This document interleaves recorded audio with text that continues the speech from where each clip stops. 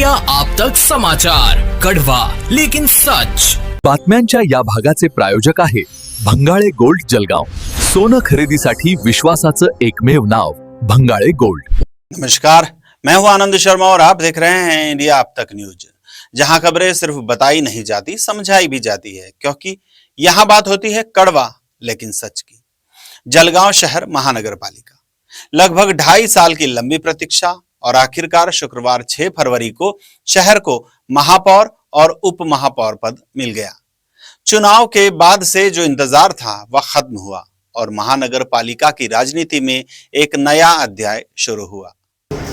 जळगाव शहर महानगरपालिकेच्या प्रथम अडीच वर्षासाठी सौ दीपमाला काळे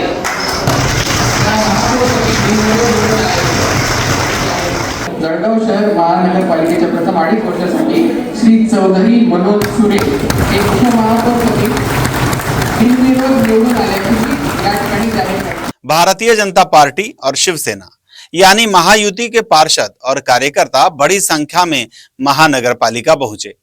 जिलाधिकारी की मौजूदगी में महापौर पद पर दीपमाला मनोज काले का निर्विरोध चयन हुआ और उप महापौर के रूप में शिवसेना सिंधे गुट के मनोज चौधरी भी निर्विरोध चुने गए। लोकतंत्र में निर्विरोध चुनाव को सहमति का संकेत माना जाता है, लेकिन कहानी यही खत्म नहीं होती।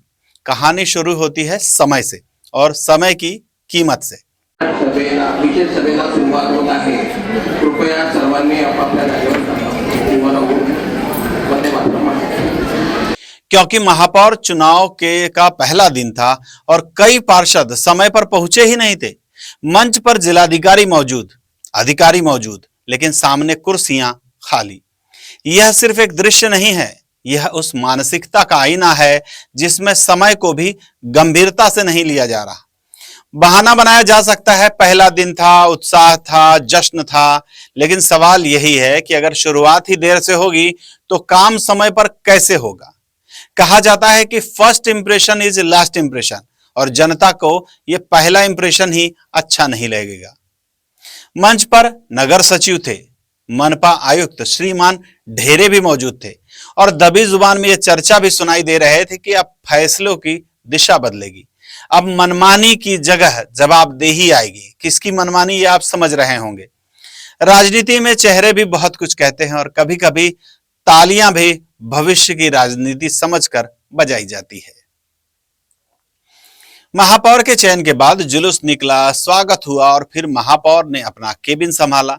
लेकिन यहां भी एक दिलचस्प सवाल खड़ा होता है कि केबिन 16वीं मंजिल पर। अब सवाल यह है कि जनता ऊपर जाएगी या महापौर नीचे आएंगे। लोकतंत्र की खूबसूरती यही है कि सत्ता जनता के करीब हो, ऊंचाई पर नहीं।